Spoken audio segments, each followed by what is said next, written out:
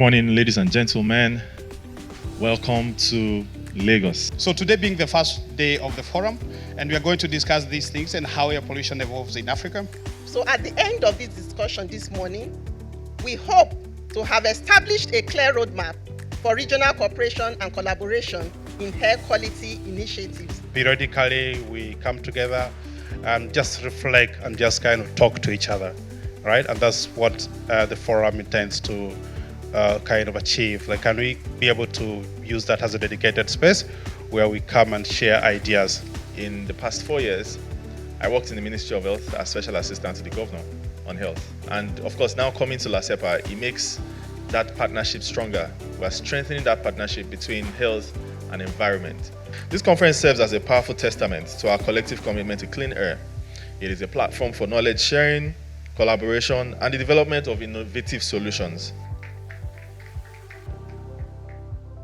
When we were doing our greenhouse gas inventory, we discovered that our emissions, air quality emissions, is transport sector. It is followed closely by the waste sector and also the stationary emissions.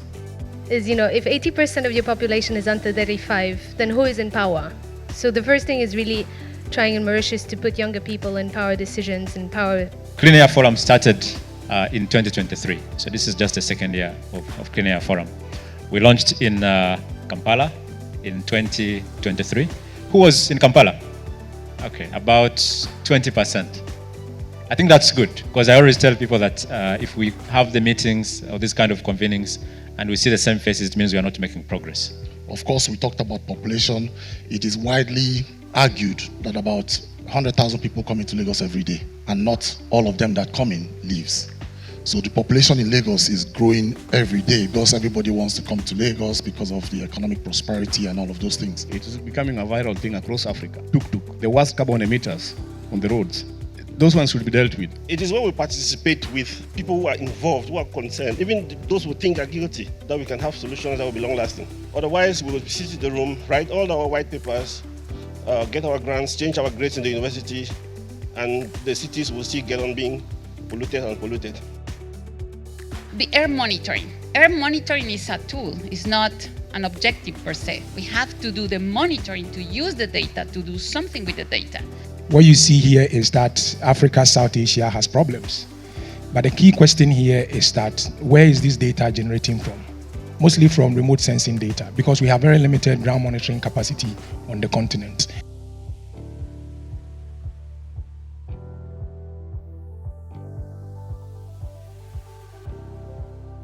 Asia and Africa bear 92% of the health burden due to PM 2.5.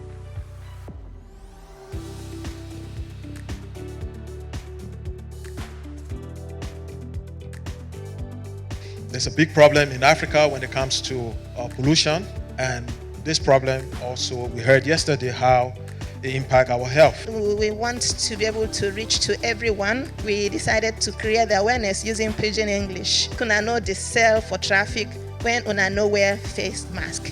And we have there for police, make police they wear face mask for inside hold up. As a result of climate change, there's competition for resources, there's conflict. And for us in Lagos, we're experiencing an intense inbound migration. As a subnational, we have to be receptive to this movement. And so every day, the population of Lagos rises because it is attractive to several people, not just within Nigeria, but across the sub-region. We know that air pollution is a killer, but then we know that it's also not being given the attention that it needs. There is a lot of attention on HIV/AIDS and other diseases that don't come near in terms of the depth that we see as far as air pollution is concerned. The smoking rate among Gambian women is 0.2 to 0.8%. So 99% of Gambian women have never smoked. And I was seeing lung function that I was seeing in smoking men in America. And I thought, what is going on here? I don't know what's going on, but I think it's in the air.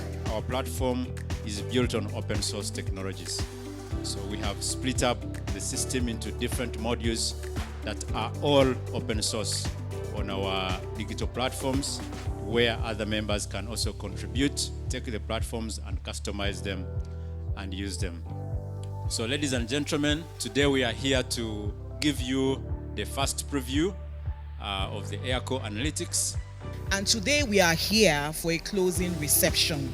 And what we hope to have today is to have a high-level panel of some keynote speakers, but also people that will be sharing their thoughts and their strategies or frameworks from their institutions, but also from their position of offices towards achieving clean air in Africa. Preserving the planet is now a priority because the impact of climate change is self-evident with the rising temperatures, the rising water levels, and the growing populations and the impact on the environment. About 50% of our waste world over is not properly managed, and that puts waste management at the forefront of air pollution.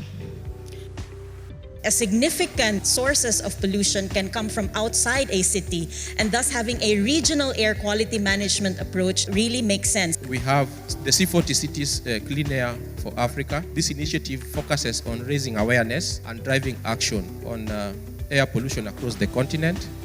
Some time ago, Mr. Governor gave a directive that all roads that will be constructed should have dedicated lanes for non-motorized transportation. That is, if you choose to walk, if you choose to skate, or you choose to cycle, you must have a lane dedicated for that purpose. And we are collaborating with Ministry of Works to ensure that when they design the roads, we, Ministry of Transportation, determine the use of that road. One of the things that anyone who's ever heard me give a speech has heard me say is how important it is that we work together to face the problems the world is facing.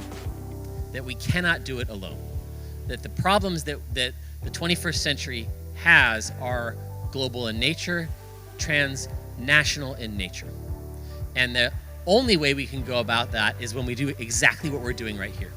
This event, this conference embodies one of my favorite catchphrases. And for my African colleagues in the room, you know that we often used to say, and we would say it at the AU, we need African solutions to African problems, right? How many times have you heard that? Raise your hands.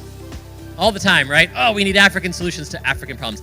I'm here to tell you that is wrong. Because what we need are African solutions to global problems.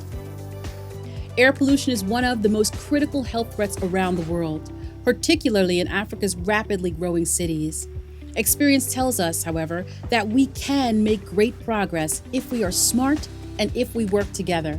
We have seen solutions showcased across the continent and outside the continent. It's been really exciting, and this forum is providing an opportunity to amplify all the good work that all you partners we are doing. And what's next?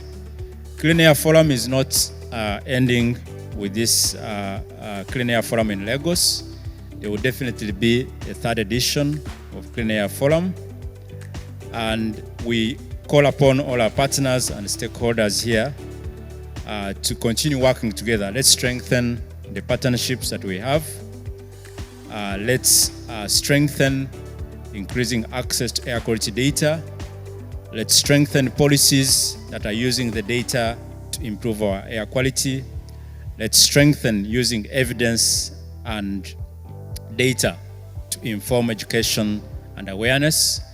And let's strengthen our actions to tackle the problem of air pollution. On the last note, I commend the University of Lagos for hosting this impactful forum. And I thank the speakers, the panelists, and the participants for your insightful contribution. Let us go forth and make a positive impact in our environment. Thank you.